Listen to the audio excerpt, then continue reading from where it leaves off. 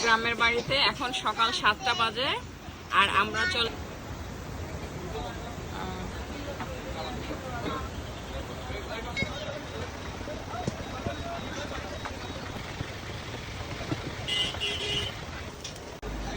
সকাল সকাল আমরা চলে এলাম নাস্তা খেতে।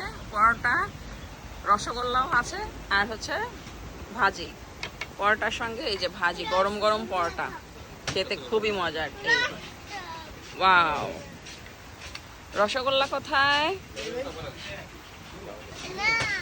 গ্রামের বাড়িতে এখন সকাল 7টা বাজে আর আমরা চলে এলাম নাস্তা খেতে বাইরে।